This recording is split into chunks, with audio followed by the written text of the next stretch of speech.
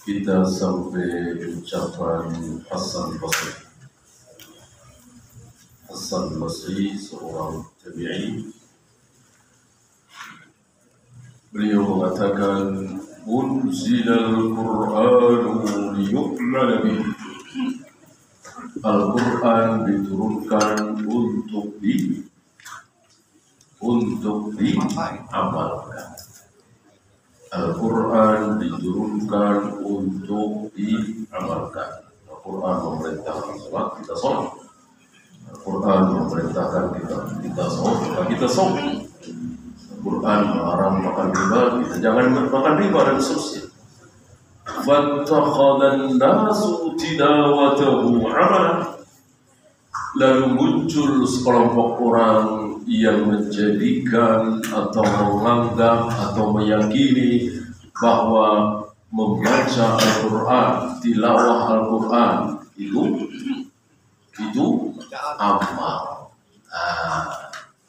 Itu amal. Jadi mengamalkan Al-Quran itu cukup baca saja, katanya. Ya. Muncul orang-orang seperti ini. Mungkin baru beberapa puluh tahun dari wafatnya Nabi Sallallahu Alaihi Wasallam, ya, sudah muncul seperti itu. Mereka beranggapan bahwa mengamalkan Al-Quran itu caranya gimana? Baca doang. Jelas ini keliru. Dan itu terjadi di zaman beliau, apalagi hari ini. Lihat sebagian saudara-saudara kita menyibukkan diri dengan hafalan Al-Quran, tilawah, tajwid, tahsin, dan seterusnya. Tapi jarang sholat berjamaah. Subuh kesiangan. Sebagian membiarkan anak istrinya membuka aurat. Masih makan riba. Masih bermain judi, asuransi, dan seterusnya. Berarti Al-Quran hanya dibaca. Ya. Ya'ni annahum iktasaru 'ala tilawah. Mereka membatasi hanya sekedar tilawah.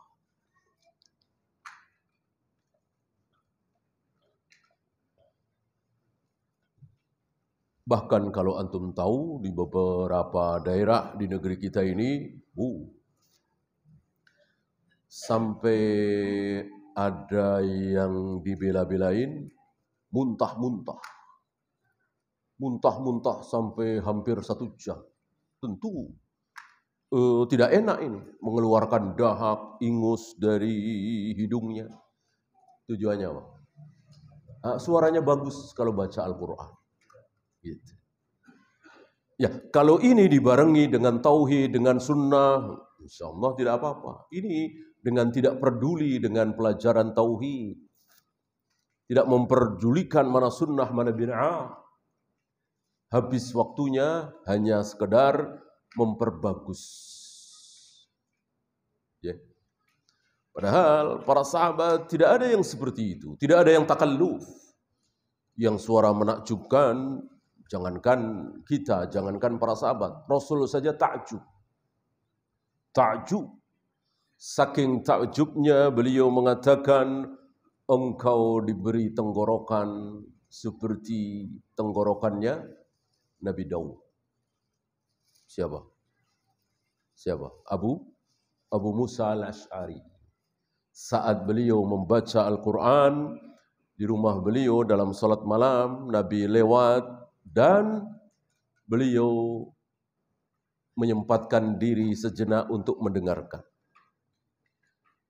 Pagi harinya beliau mengatakan kepada Abu Musa al-Asy'ari, engkau diberi tenggorokan seperti Nabi Daud.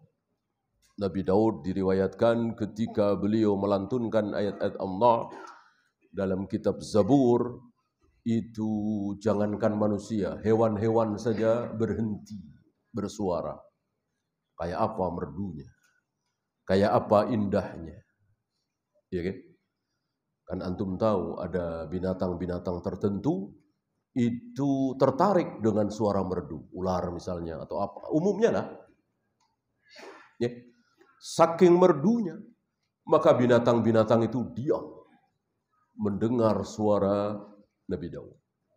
Nabi alaihi salatu wassalam mengatakan, engkau seperti suara Nabi Daud. Kayak apa merdunya suara Abu Musa al-Asy'ari. Indahnya. Mendengar ini, Abu Musa ngomong apa? Apa? Kalau aku tahu engkau mendengarkan tadi malam ya Rasul, niscaya aku perbagus lagi. Berarti masih belum maksimal itu. Ya, masih bisa diperbagus lagi.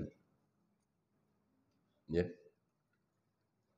Nah, pertanyaan, apakah para sahabat berusaha sekuat tenaga untuk meniru-niru suara Abu Musa? Nggak ada riwayat. Nggak ada riwayat. Ya. Nggak ada riwayat. Kan takalluf ini. Maka sepakat para imam menirukan bacaan seorang qori bid'ah. Bid'ah, tidak boleh. Ya. Antum sengaja mengikuti suara Sudais misalnya, atau suara Al-Matrud misalnya, atau suara Syekh Suraim misalnya, enggak boleh. Enggak boleh, kecuali tidak sengaja.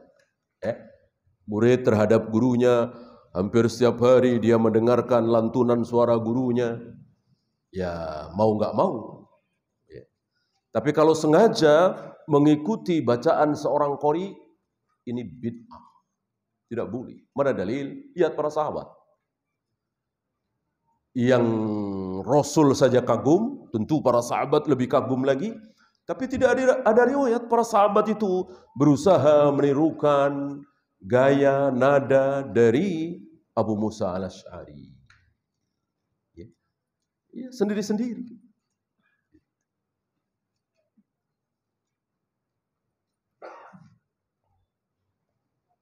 Maka jelas bid'ah ilmu qiraah yang ada di negeri kita ini, yang katanya kalau awal itu harus nada sekian. Apa mereka istilahkan, ada bayati, ya, ada hijaz, ada apalah. Ya. Kalau pertama itu sekian, ya, kayak do re mi fa sol la si do. Ya. Ayo nada dasar B misalnya, ya. Harus seperti itu semua. Nanti makin lama makin melengking. Terus kalau udah selesai, melemah lagi. Diakhiri dengan Shadaqallahul Adzim. Sebuah ucapan bagus, hak, tapi tidak pernah diucapkan oleh Rasul dan para sahabat saat mengakhiri bacaan Al-Quran. Tidak ada satupun riwayat Rasul dan para sahabat membaca Shadaqallahul Adzim di akhir bacaan Al-Quran mereka.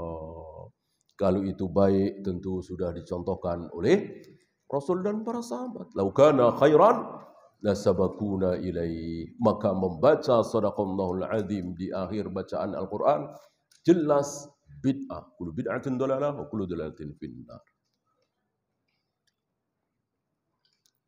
Wa tarakul amala bihi.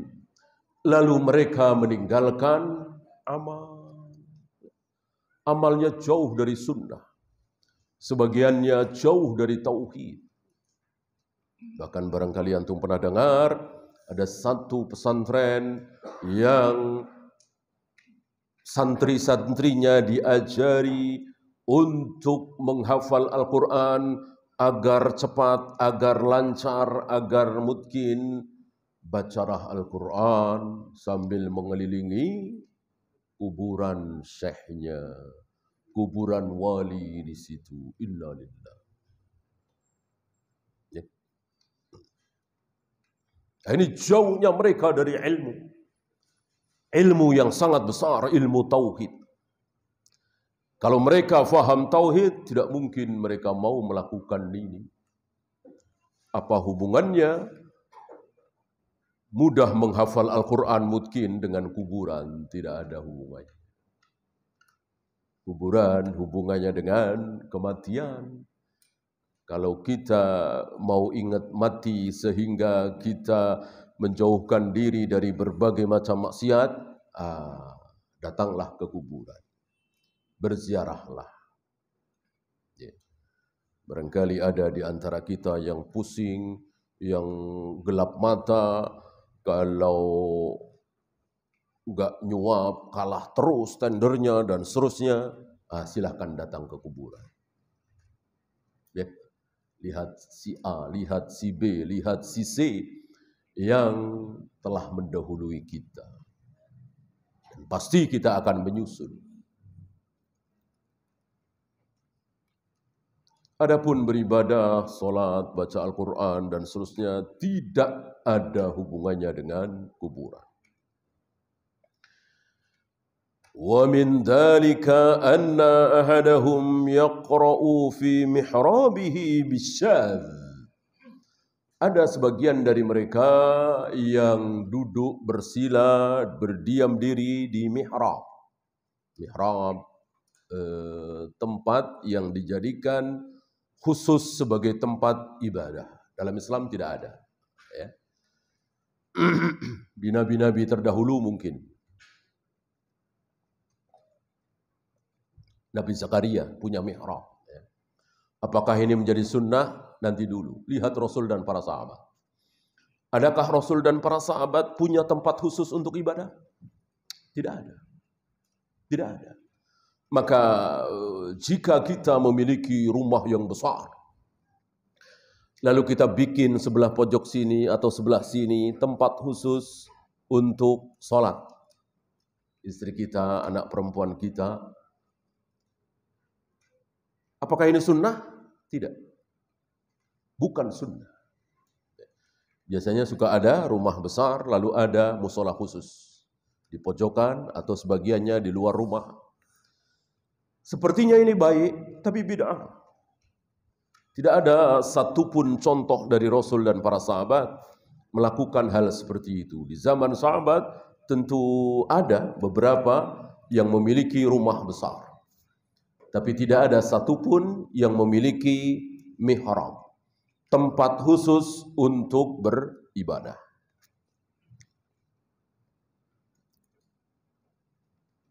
Nah, di sini ada di antara mereka yang duduk, bersila, simpuh, dan seterusnya di mi'rab sambil membaca bacaan-bacaan yang syadz.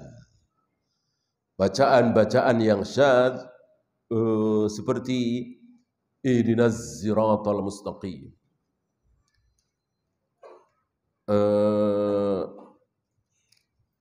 Millaki yaumiddin. Memang ada riwayat, tapi syadz. Ya. Artinya, yang syadz ini tidak disukai oleh para ulama. Walaupun ada riwayatnya. Tapi karena mereka ini menyibukkan diri dengan bacaan, justru mereka tertarik. Wa innama maqsudu hadza idharul gharib. Untuk menampakkan yang aneh-aneh. Kan yang lain belum pernah dengar nih. Maka bacakan nih yang aneh-aneh nih. Listijlabi madhin nas. Setan masuk di situ dengan membisikkan, enggak ada yang bisa seperti ini kecuali engkau. Ini berarti engkau menyampaikan kebenaran yang tersembunyi. Dan orang akan terkagum-kagum dengan engkau. Akan memuji engkau. Lihat. Setan, iblis masuk di sini. Ya. Wa ikbarihim alaih wa indahu annahu mutasyagilun bil Qur'an. Lalu dia beranggapan bahwa dia sedang menyibukkan diri dengan Al-Quran.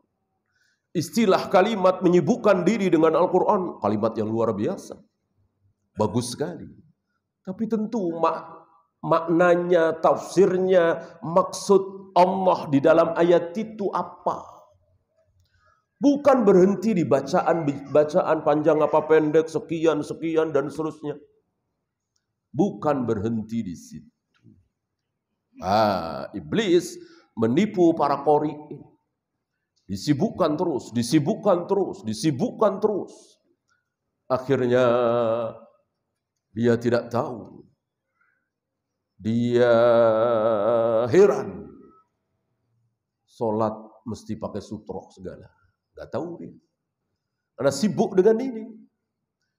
Ilmu yang di depan mata yang jelas itu qala Allah wa qala Rasul, mereka nggak tahu. Karena menyibukkan diri dengan hal-hal seperti itu. Padahal makhrajnya sudah benar, panjang pendeknya sudah benar, cukup. Ya. Mencukupkan diri. Ya. Kapan izhar, kapan ikhfa, ya. Cukup.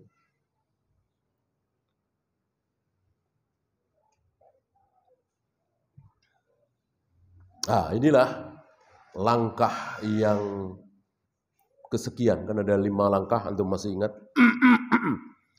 Yang ditempuh oleh iblis untuk menjerumuskan manusia. Dari mulai syirik, kemudian bid'ah, kemudian dosa-dosa besar seperti zina, sebelum itu meninggalkan kewajiban-kewajiban. Gimana caranya supaya tidak sholat, tidak puasa, tidak zakat, tidak haji. Setelah itu dosa-dosa besar, syahwat, zina, minum khamr, berjudi, menipu, korupsi, dan seterusnya.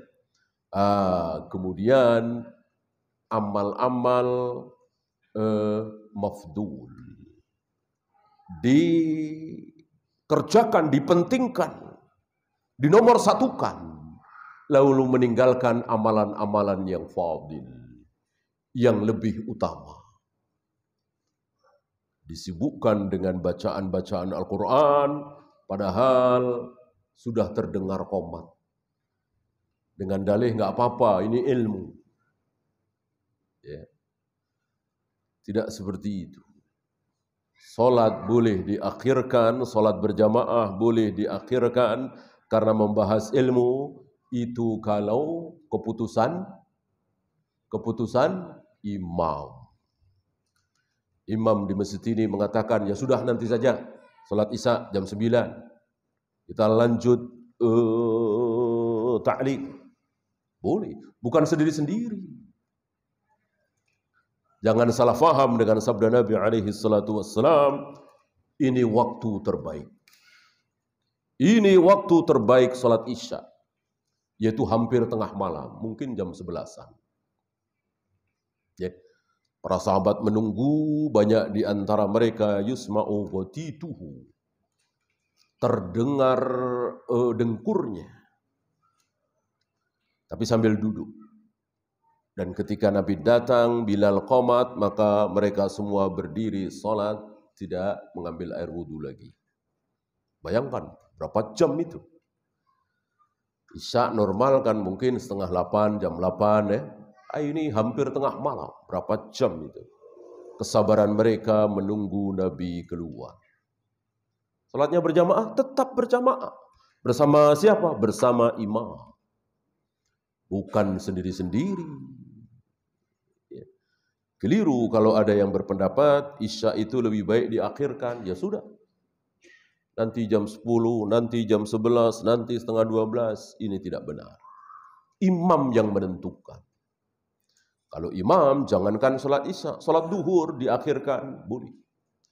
Beberapa kali Nabi mengatakan, abridu, tunggu sampai agak dingin. Kan luar biasa kan, jam 12 siang. Ya, mungkin sampai jam 1 atau setengah 2. Tapi imam yang menentukan boleh. Imam ya, yang berhak imam. Bukan saya yang duduk di sini nggak berhak, harus imam. Ya. Dan bukan pengurus DKM tidak berhak, imam. Ya. Jadi imam itu betul-betul punya kekuasaan. Komat. Nanti dulu. Ya. Imam yang menentukan. Imam tidak boleh diatur. Disuruh-suruh, sekarang aja. Usul boleh, ya. Ngatur nggak boleh. Apalagi diatur dengan suara. Ya. Dengan suara, alhamdulillah nggak ada sini ya. Kan ada di beberapa masjid suara. Imamnya malah nungguin. Ya. Imamnya harus berhak menyuruh. Bilal itu tidak berani qomat sebelum minta izin kepada Nabi SAW. Begitu juga ketika Nabi wafat, Bilal minta izin kepada Abu Bakar. Dan begitu seterusnya.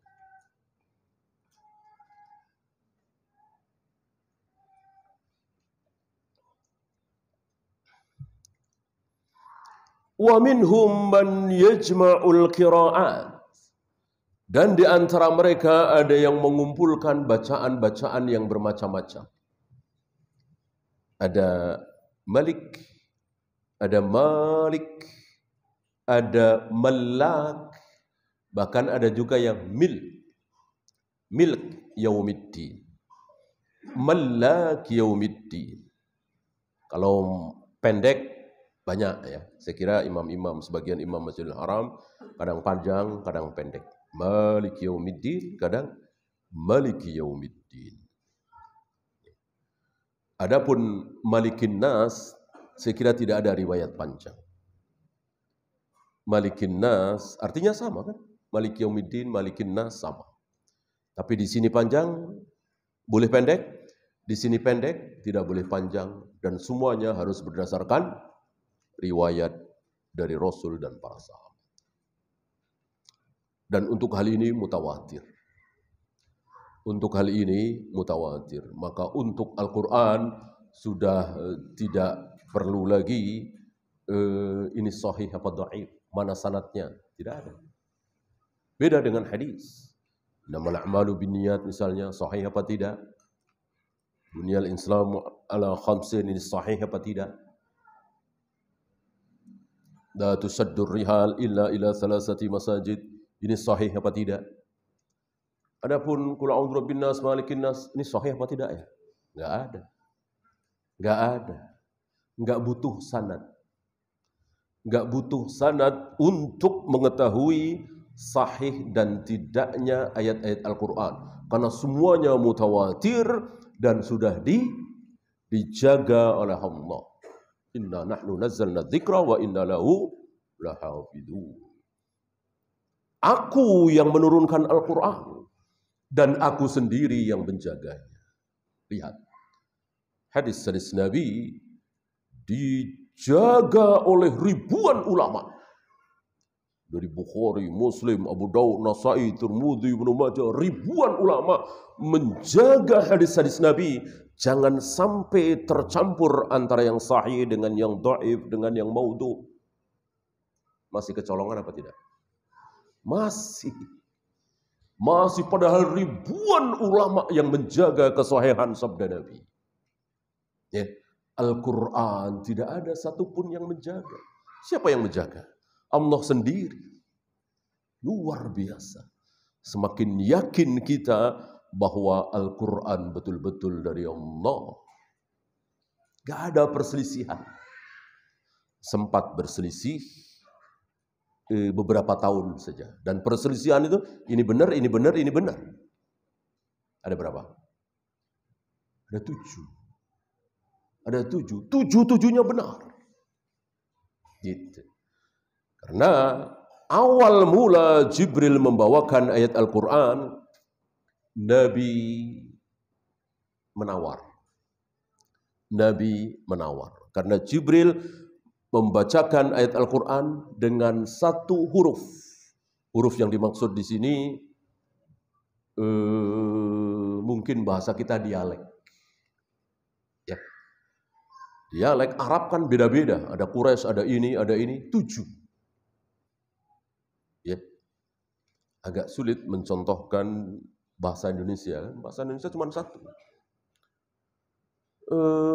Mungkin bahasa Jawa malah ada. Ya. Jawa Sunda, Jawa Jogja dengan Jawa Surabaya sama persis nggak? Tidak kan? Ada bedaan. Kira-kira begitulah. Dengan Jawa mana? Tegal, Brebes, ya nggak sama persis. Jawa Serang, Cirebon, ya beda kan?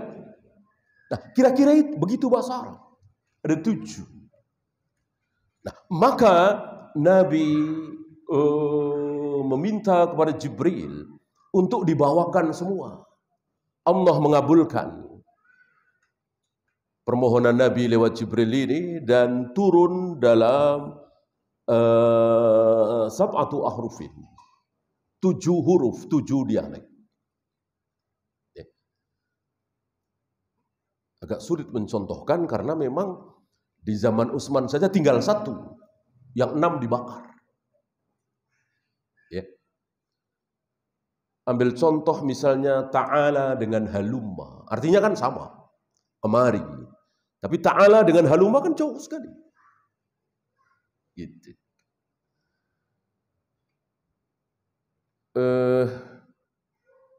Umar pernah marah mendengar salah satu sahabat membaca surat Al-Furqan. Didengar dari awal sampai akhir oleh Umar. Beda. Beda yang Umar dengar dari Nabi SAW. Lalu orang ini ditarik oleh Umar, diseret ke hadapan Nabi SAW dengan mengatakan orang ini telah merubah-rubah ayat Al-Quran. Aku barusan dengar dia baca surat Al-Furqan beda dengan yang aku dengar darimu ya Rasul. Kata Nabi, ya sudah coba kamu baca. Dibaca oleh orang ini dari awal sampai akhir. Kata Nabi, betul seperti itu. Lalu Nabi menyuruh Umar, coba Umar baca. Dibaca oleh Umar dari awal sampai akhir, ada beberapa yang beda. Kata Nabi, betul itu juga. Lalu Nabi bersabda, Jibril menurunkan Al-Quran kepadaku dalam 7 huruf, 7 dialek. Ke-7-7-nya Nabi hafal. Para sahabat tidak. Mungkin yang 1 huruf, 2 huruf. Sahabat yang lain, ini Umar ini beda ya. Seperti tadi beda. Otomatis mengajarkan kepada muridnya sesuai yang dia dengar dari Nabi sallallahu alaihi wasallam. Utsman nanti beda lagi, Ali nanti beda lagi. Tapi maksudnya sama persis. Seperti tadi ta'ala dengan halumma. Di zaman Nabi, di zaman sahabat enggak ada masalah. Semuanya sudah paham, semuanya sudah tahu. Kadang begini, kadang begitu. Nabi wafat, kaum muslimin dipimpin oleh Abu Bakar, masih belum ada masalah. Masih belum ada masalah, walaupun bacaannya beda-beda. Mereka semua sudah tahu. Abu Bakar wafat, kaum muslimin dipimpin oleh Umar, masih belum ada masalah. Umar wafat, kaum muslimin dipimpin oleh Utsman, muncul masalah. Beliau dilapori bahwa terjadi perselisihan, terutama yang jauh di Mesir, di Syam, yang jauh dari Madinah. Yang para sahabat di sana sedikit. Dan bertemu antara orang-orang Mesir yang mendengar Al-Quran dari Amr bin As misalnya, dengan orang-orang Yaman yang mendengarkan Al-Quran dari Mu'ad bin Jabal, berbeda. Ada kata-kata yang berbeda, berselisih. Menganggap harus satu yang benar. Disinilah muncul ijtihad yang luar biasa dari Utsman. Utsman menulis satu mushaf. Kemudian digandakan menjadi 5 atau 6. Ini kirim ke Mesir, ini kirim ke Syam, ini kirim ke Yaman, dan seterusnya, dengan berpesan di luar ini kalau masih ada tulisan, bakar. Jadi hanya ini yang boleh. Maka terkenal sampai hari ini disebut Mushaf Utsmani. Tinggal satu. Ya. Adapun yang masih tertinggal ada di hafalan para sahabat, ya tinggal tunggu waktu saja. Tinggal tunggu waktu hilang. Kan yang ada yang akan terus turun-temurun kan yang tertulis. Dan luar biasa di sini, tidak ada satupun sahabat yang membantah keputusan Utsman. Berarti apa istilahnya? Ijma sahabat sama dengan wahyu, mirip-mirip wahyu. Karena dijamin oleh Allah lewat lisan Nabi, la tasami ummati ala dhalalah. Tidak mungkin para sahabatku bersepakat dalam kesalahan, tidak mungkin. Jadi kalau para sahabat sepakat, pasti benar. Kalau para sahabat berselisih, maka berselisih jadi 2 ya. Kalau para sahabat sepakat, hanya ada satu pendapat, maka tidak boleh ada pendapat kedua. Pendapat kedua pasti salah, pasti batil. Jika para sahabat ada 2 pendapat, maka tidak boleh ada pendapat ketiga. Pendapat ketiga pasti batil. Nah, yang 2 ini yang mana?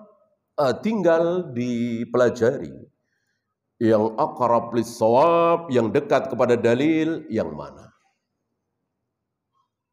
Ya. Seperti perselisihan antara Bilal dengan Fudail bin Abbas tentang apakah Rasulullah pernah sholat di dalam Ka'bah atau belum.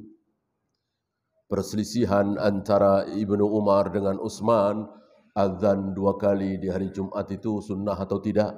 Ini kan bisa dibahas. Ya. Yang tidak boleh dibahas adalah ketika seluruh sahabat sepakat. Seperti contoh tadi. Ya. Walillahil hamd, sampai hari ini satu. Ya. Ini semakin menunjukkan bahwa Al-Quran betul-betul dijaga oleh Allah. Ya. Tidak ada perselisihan. Justru terjadi perselisihan di zaman sahabat, itu pun selesai, menghilang. Karena yang 7 menjadi 1, yang 6 sudah dibakar.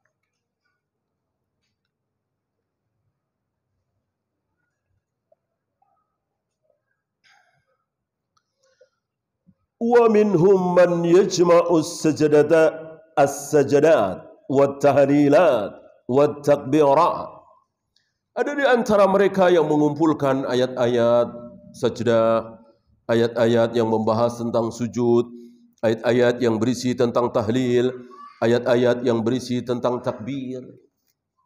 Ini tidak ada contoh dari Nabi SAW, dan mereka terus menyibukkan di situ. Mengira bahwa ini ijtihad. Ya. Kalau ilmu yang memang dikehendaki oleh Allah dan Rasulnya dan bermanfaat, boleh. Memperdalam ilmu faraid, boleh. Memperdalam ilmu fikih, boleh. Memperdalam ilmu tafsir, boleh. Ini sangat bermanfaat. Adapun tentang bacaan ini, jangan. Kecuali ilmu-ilmu tauhid, sunnah, manhaj, dia sudah lulus. Dan ini kan tidak mudah. Tidak mudah. Kita ini siapa? Kecuali hafalan kita seperti Imam Ad-Daruqutni misalnya. Seperti para imam, hafalan kita kan seberapa? Daripada habis untuk hal-hal yang tidak begitu besar, mending habiskan untuk membahas tauhid, manhaj, akidah sahihah, dan seterusnya. Al-aham fal-aham. Kita harus bisa memilah mana yang lebih penting, mana yang lebih besar. وَقَدْ صَارُوا يُوْكِدُونَ النِّيرَانَ الْكَثِيرَةَ لِلْخَتَمَةِ. Ini salah satu bid'ah di zaman beliau. Apa? Membikin api unggun. Mengumpulkan kayu bakar, kemudian dinyalakan. Saat khatam Al-Quran. Ya. Di kita macam-macam. Ya. Ada yang baca ini, ada yang nanggap ini, ada yang ketika khatam. Ya. Ini tidak warid dari Rasul dan para sahabat. Yang ada berdoa. Itu pun masih diperselisihkan hadisnya tentang doa Anas bin Malik bersama keluarganya saat khatam Al-Quran. Ada riwayat memang. Nabi tidak ada. Ya. Riwayat dari Nabi tidak ada. Bagaimana cara-cara lain? Tidak boleh. Seperti yang kita saksikan di negeri kita ini.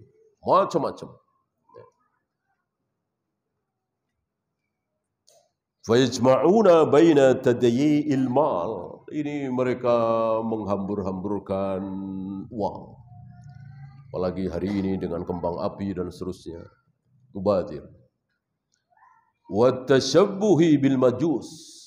Tasabbuh, ikut-ikutan menyerupai orang-orang Majusi. Api itu Majusi. Ciri khas Majusi api. Tapi bolehkah kita solat bersutrohkan api? Ketika kita solat, di depan kita ada api. Ya tentu tidak sengaja ya. Apa sedang di pegunungan, kedinginan, agar menghangatkan badan, di depan kita ada api unggun. Lalu kita solat. Kebetulan api itu antara kita solat dengan kiblat. Dengan demikian kan kita menghadap api solat itu. Bolehkah? Boleh? Mana dalil? Mana dalil? Ya. Mengatakan boleh tentu mudah. Mengatakan tidak boleh juga mudah. Penting dalil. Karena ini ibadah. Mbak mikir sebentar, insya Allah ketemu. Pasti antum tahu dalilnya. Saat Nabi sholat apa? Sholat gerhana. Sholat gerhana. Ya. Yang beliau maju mundur. Kenapa beliau maju? Para sahabat ikut maju. Kenapa? Karena di depan beliau Allah tampakkan setangkai buah surga. Lihat Nabi SAW, manusia yang sangat zuhud terhadap dunia, kunci-kunci perbendaharaan dunia ingin diraih oleh beliau. Beliau usir, ilaiki anni. Cuman setangkai buah, beliau nggak tahan. Padahal lagi sholat lagi. Ya, nggak tahan beliau maju, ingin diambil, ingin diraih. Kenapa? Karena surga. Bukan bangkai kambing, bukan sampah. Ya. Tapi tiba-tiba Nabi mundur. Para sahabat juga ikut mundur. Kenapa? Ditampakkan api neraka di hadapan beliau. Beliau mundur ketakutan. Nah, Imam Bukhari membawakan hadis ini dengan judul bolehnya solat menghadap api. Kan api neraka itu. Ya. Banyak para ulama itu terkaget-kaget, terkagum-kagum dengan judulnya Imam Bukhari. Maka ada kitab khusus yang membahas tentang judul-judul rahasia Imam Bukhari. Ini salah satunya. Ya, bolehnya sholat menghadap api dengan membawakan dalil ini. Ya.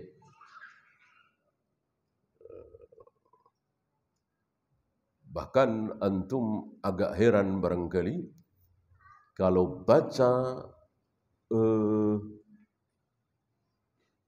salah satu bab yang beliau tulis, sunnahnya bersiwak. Ya. Setelah dibaca hadisnya dari nomor 1, 2, 3 dan seterusnya, enggak ada membahas tentang siwak. Yang ada membahas tentang sholat malam. Sekilas orang membaca ini apa Bukhari pikun ya. Enggak ada siwak sama sekali di hadis itu. Tapi judulnya tentang keutamaan siwak. Tapi hadis nomor 1, nomor 2, 3 dan seterusnya sama sekali tidak membahas masalah siwak. Yang dibahas tentang qiyamul lail, salat malam. Dijawab di kitab tadi bahwa salah satu sunnah sebelum salat malam apa? Siwak. Kan bangun tidur. Bangun tidur tentu nggak enak kalau kita nggak gosok gigi dulu kan, tidak membersihkan gigi kita. Bersiwak. Ya. Nah, adapun menyengaja bikin api dan seterusnya, ini tasabbuh dengan majusi tidak boleh. Tidak boleh, haram. Wa tasabbubi ila ijtima'in nisa'i war rijal bil lail.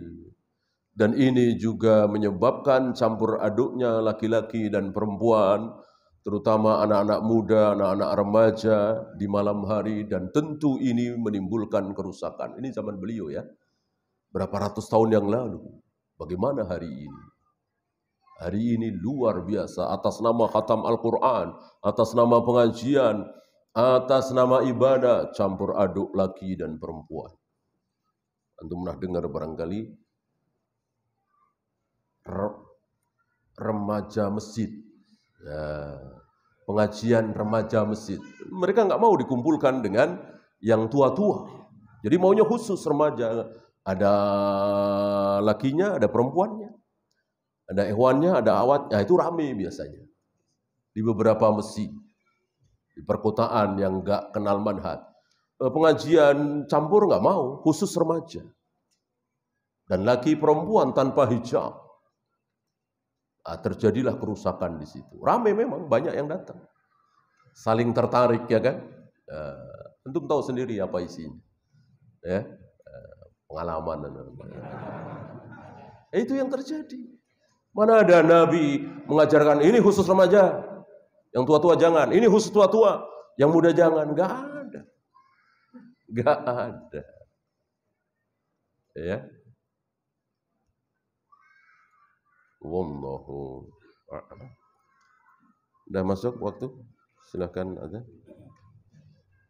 Sallallahu ala Muhammadin sallallahu alaihi wasallam wa akhiru da'wana alhamdulillahi rabbil alamin.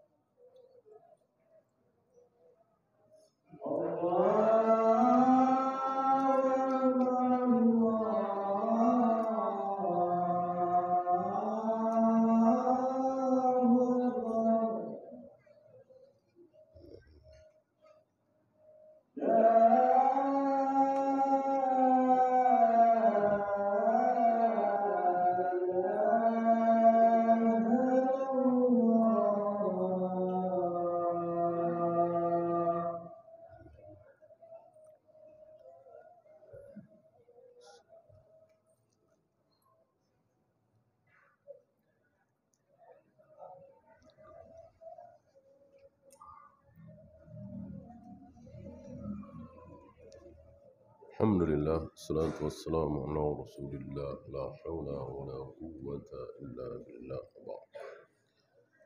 Pertanyaan?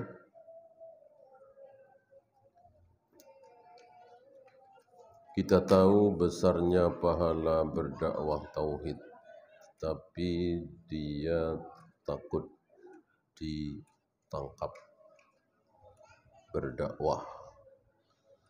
Apakah ini dari jihad, lari dari jihad? Bisa dikategorikan sebagai menyembunyikan kebenaran. Di saat kaum muslimin membutuhkan pelajaran yang dibutuhkan dan dia tahu tapi dia sembunyikan.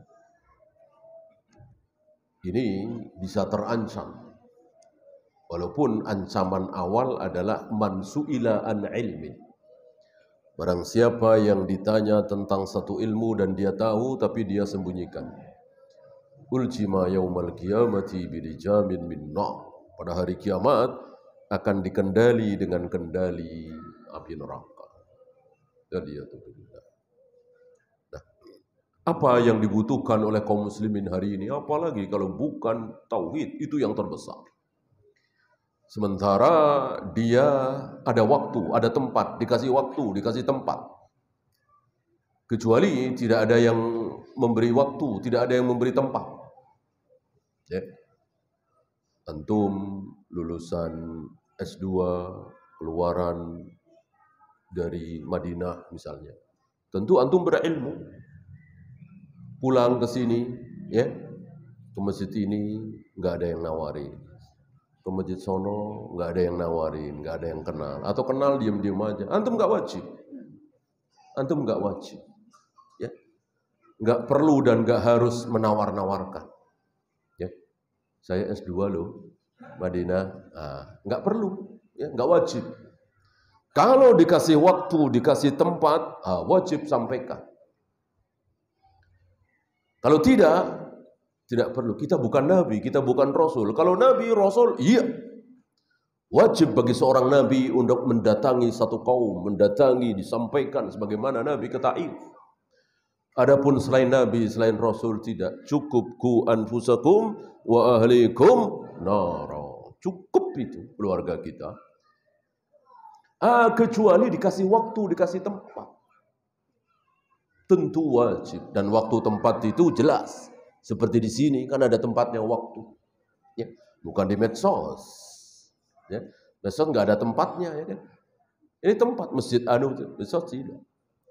Maka tidak bisa kita katakan sekarang kan ada medsos, kapanpun bisa, maka wajib menyampaikan, nggak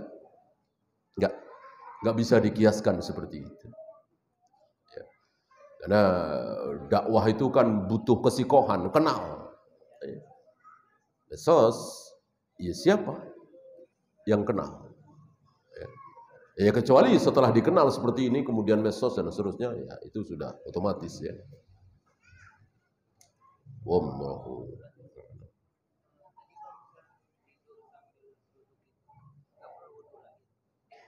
Iya, banyak riwayat seperti itu. Banyak riwayat seperti salah satunya tadi. Nabi mengatakan yang bisa menjaga dubur itu apa? Mata. Mata. Yang bisa menjaga dubur itu mata. Jika mata melek, tidak tidur, dia bisa menjaga duburnya. Artinya, kalau kentut ya ketahuan, nggak kentut ya ketahuan. Gitu. Maka jika kita mau sholat maghrib, sementara kita yakin tadi 4:30 kita sudah wudhu, setelah itu kita nggak ingat sudah kentut apa belum, sudah kencing apa belum, maka wudhu apa jangan? Jangan. Jangan, karena kita kan nggak tidur. Gitu. Kecuali tidur. Tidur tentu kita tidak tahu.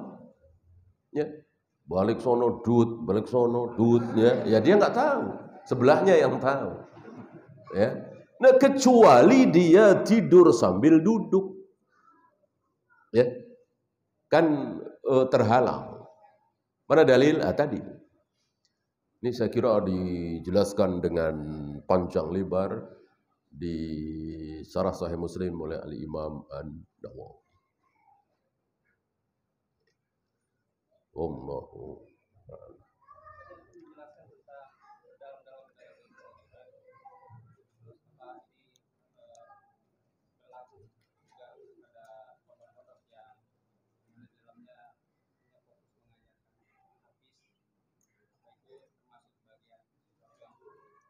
Kalau mereka nggak tahu mungkin ya, mereka kurang mendalami, guru-gurunya kurang mendalami masalah usul fikih, bahasa Arab.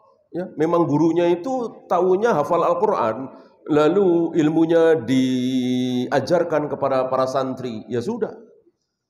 Mungkin SD saja atau SMP. Nah, tamat SMP, masuk ke SMA, ya tentu pindah ke sekolah yang mengajarkan bahasa Arab, manhaj, akidah, tauhid, dan seterusnya. Nggak mungkin kan sampai SMA, sampai kuliah, apalagi yang diajarkan cuma hafalan saja. Sementara wajib kita tahu. Lam yalid walam yulad itu maksudnya apa? Walam yakul lahu kufuwan itu maksudnya apa? Laisa kamitslihi syai' itu maksudnya apa? Sementara dihafal terus tanpa penambahan ilmu. Ya. Adapun pondoknya, guru-gurunya, ustadz saja tidak tercela. Ya bisanya cuma itu. Kami cuma mengajarkan hafalan Al-Quran. Ya. Kalau mau bahasa Arab segala macam, ya nanti setelah lulus dari sini. Gitu ya. Wallahu. Habis kita akhiri. Subhanakallahumma bihamdika asyhadu an la ilaha illa anta astaghfiruka wa atubu ilaik. Assalamualaikum warahmatullahi wabarakatuh.